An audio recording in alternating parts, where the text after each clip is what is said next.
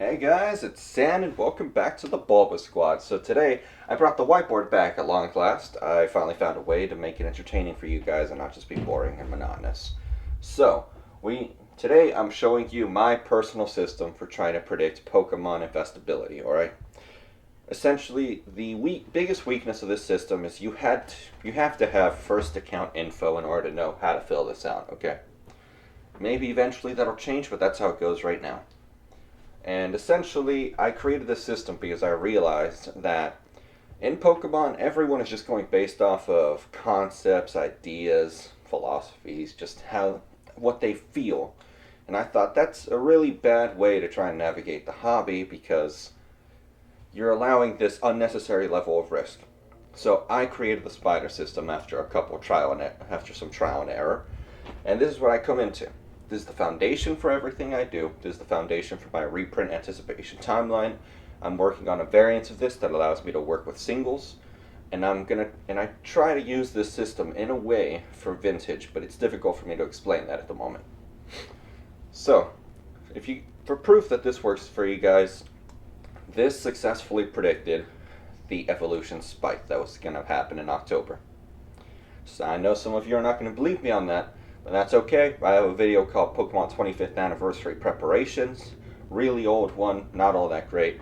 But in it, I talk about how Logan Paul is coming into the hobby, and I see nothing but base set. I see that Evolutions is actually a modest set. The only issue is the supply, and I thought, with this massive influx, combined with all these variables, we may actually switch the supply to not enough. So I said anything that's first edition, unlimited, shadowless, base 2, legendary collection, and evolutions, all of it's going to go up. I don't know by how much, so I went with what I could afford, so I thought evolutions could go up. And lo and behold, I expected a 120 to 180 movement. It went from 120 to 400 plus. I did not predict that level of a change, but it predicted the change, and that's what matters at the end of the day. So, here we go. We're going to cover Vivid Voltage with this. I need to change Pokemon variety to card variety because now we have trainers. For example, Cosmic Eclipse is a fantastic one. And to an extent, we even have Stadium cards, and some people really like Stadium cards. So, Pokemon variety and Vivid Voltage. We got Pikachu, the flagship. Flagship it's kind of in here, and you'll have to remember that. It's the card that guides the set. For example, it would be the Charizard in basically any set, the Pikachu, and some sets even Lugia, okay? We got Pikachu, Togekiss is a meh. We got the Orbeetle, which is kind of nice. We got Obstagoon in there, the gold cards, those really help out sometimes. We got all of the amazing rares, and then we got the 3 trainers, which we got, sorry, that's my dog spinning, Bee, Nessa, and Leon. So, going based off of that metric, I think we're good. Pokemon variety, fantastic. Our Lord and Savior Charizard. I don't care if you hate the dragon, I don't care if you love the dragon. No matter what we all think, at the end of the day, Charizard makes the set stronger. Look at garbage like Champion's Path, alright? Champion's Path, Charizard or bust, still managed to uphold it. We have a Charizard in the set, but it's a little strange, alright? It's a reverse holo / holo, yet people were still excited about it. It still sells for a pretty penny. And we also have the pre-release kits, Build and Battle, Alternate Art Charizard. So I think even if it's not necessarily in the set, it's still going to create good memories of the set. People are going to like that Charizard. People are going to go after it. And then we got Shinies. So there's actually one other set that had Shinies sprinkled in within every set, and that would be the Platinum series, except for base. So we all see where that price is. Not to mention we all know about the Neo series. We know about Hidden Fates. Shinies give the sets a buff. Sword and Shield may not be the strongest, but it does have those shinies sprinkled in, just like Platinum did. Who knows? Maybe these sets will grow bigger. So yes, all sets have shinies except for Sword and Shield base. Now, each of these metrics I'm going to explain as I go through it, and then we have our day 1, 6 to 12 month, 2+ years. These can change from X's to neutrals to check marks depending on what happens within the time frame. All right, it can change, but once you get out of that time frame, don't change it. All right. First and foremost, supply. We are evil investors. We need that supply to be down. But that supply being down also brings an associated risk with it. And that's where my reprint anticipation timeline came in, which I'm going to show you guys at another time. So Vivid Voltage, right out the gate. Supply, really not good. Alright, we're looking at it right now, it's great, okay? From day one. We're not at the 6 to 12 month mark yet. We don't know what's going to happen. But reprints are coming left and right, but it's nowhere near enough to satisfy the demand. Everyone wants the product. Playability. Like, I don't really know too much on the playability because we haven't been having tournaments, so I haven't been seeing what's getting played. Playability, I've heard it's pretty okay. Alright, so I'm going to mark it. The reason playability matters is because if you have a set like Roaring Skies, where it's not that collectible, but it's really playable, and that's where most of the value is derived, then if they reprint it, or if it goes out of rotation in Roaring Skies, in Roaring Skies' case, both, then the price will tank, because it's all built off of playability. No playability, get out of here. So in this case, it's actually very not reliant on playability, because we have all those collector's pieces down here. And that essentially this can kind of show you if it offsets the playability risk. Now, intrinsic value. For those of you that don't know the meaning, that don't know that one, it would be expected value in Pokemon terms, or EV. So that one is, if I crack open a $120 box, how much can I expect out of it? So intrinsic value naturally is going to actually be lower than the box price. Let me explain. So, if you have a box price of theoretically $100 and your intrinsic value is $150, the reason it's going to get lower is people have no incentive to keep that box sealed. So you're going to get people who just rip it and flip it all day long until eventually that intrinsic value comes down to below the box price. The correlation doesn't have to be really, really close, but for a good example, usually it could be around 50% of the box price, all right? If you get below that, you're starting to get into some dangerous territory. Intrinsic value on Vivid Voltage, it's actually great. Why? Because Pikachu is a really big hitter. However, all the amazing rares are really nice fluff, which you get like 2, sometimes 3 per box, which adds to that intrinsic value. The trainers are all pretty good. They're modestly expensive. The other rainbow rares, not so much, but honestly, per box you have about a 60% chance of getting one, so it's fantastic. And then you got your gold cards, which are kind of meh. So in this case, intrinsic value is pretty alright, okay? Deviation. This is how often will you miss the intrinsic value, will you deviate from it. Now then, with Vivid Voltage, it's actually not that great. I would actually say it's neutral in this case. I can't say it's awful, but I definitely can't say it's great, because you've got a bunch of pretty okay cards scattered throughout, and that's really nice. That's what I like to see.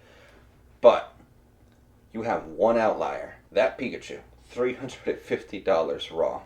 Like, that just completely skews it. It kind of starts to make it look bad. So I can't say deviation is horrible. An example of bad deviation would be Burning Shadows. That's just Charizard bust, or Champion's Path. Perfect example. If you do not hit the Charizard, you're not going to be anywhere near the expected value or intrinsic value. And if you hit it, you're actually going to deviate completely from the intrinsic value. Okay? So in this case, it's kind of middle of the road. So that's what we're going to leave it at. Expectation for the set. What were people thinking before the set came out? Were people thinking that this set was going to be just a home run set, or was it going to tank like Steam Siege? Alright? That matters, because now that creates an image in the public's mind, and that's how they're going to start remembering it.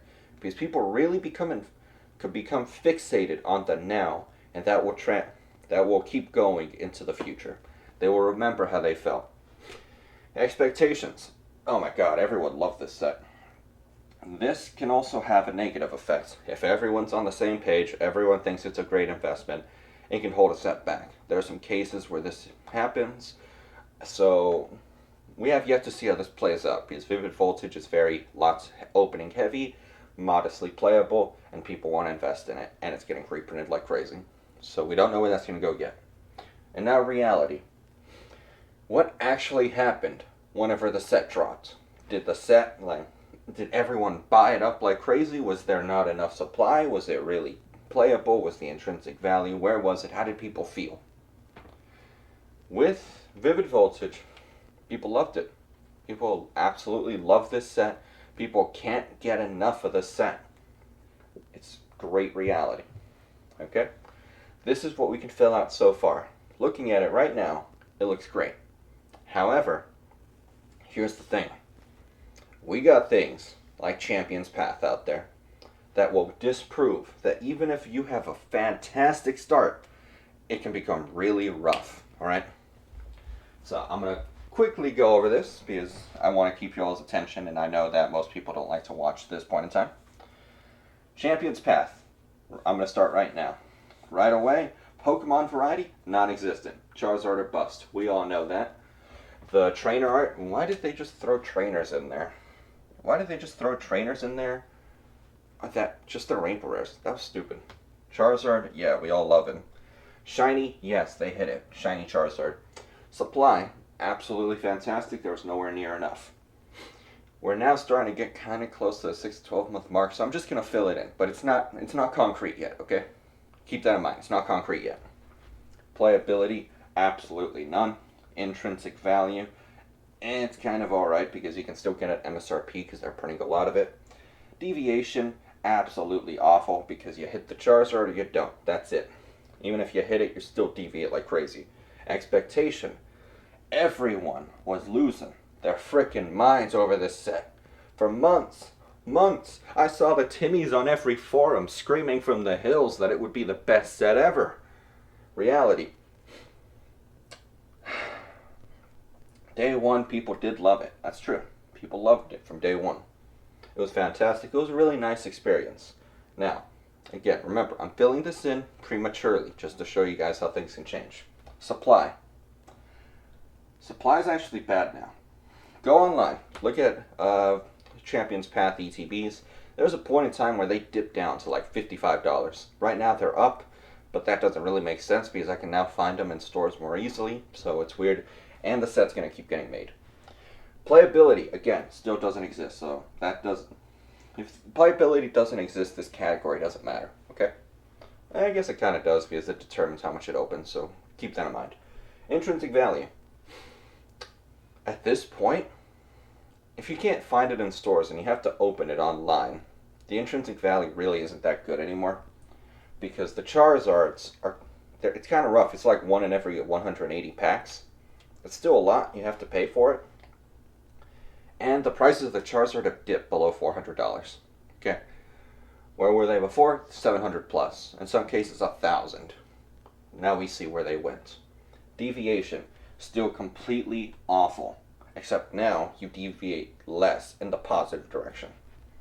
Expectations. A lot of people, they're sick of Champion's Path. They're sick of getting burned because they can't pull the Charizard. They're sick of not getting any value from their cards because the set was opened up so much that every card except the Charizard tanked in value. We look at the PSA report, Beckett report. There's so many of these things in circulation already.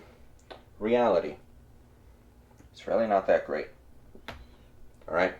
It's really not that great right now because a lot of people are sitting on it because everyone thought it would be easy money. A lot of people are sitting on it because they're investing or they're trying to flip and they got stuck holding the product. Okay? So see, even if we have a just really good looking start, like kind of ignore this again, like I said, well, this determines the supply getting dwindled. Even if we have a pretty good start, because look, we hit the Charizard, we hit the Shiny, supply was fantastic, intrinsic value was great because you had a $1,000 card in there. Expectation through the roof. Reality, when it launched, everyone was excited. But then, they keep reprinting it. The intrinsic value is not there anymore because there's like 1,000 plus of these things already getting graded, and we're not even to the 6 month mark. Deviation got even worse, if anything, because now you can't go as much in the positive direction. Expectation. No one really has faith in the product all that much, alright? Anyone who really does this doesn't believe in Champion's Path. A lot of people who just think I can sit on it, but it's like, what's that matter? Opportunity cost. In reality, it's not that great. Alright, people thought it would pull a Hidden Fates, go up, stay up forever. Didn't do that. Went up, came crashing back down, trying to go up again, probably going to crash back down when they reprint again. Alright, so I hope you guys enjoyed this video. I hope you guys got to learn stuff about my system, and you guys can use it. If you guys want to modify it, tell me what modifications you make. Maybe I can improve mine. This is not a perfect system. This is supposed to be ever evolving. It is a foundation upon which you can create what you need. So, thank you guys for watching this video, and I'll see you guys next time.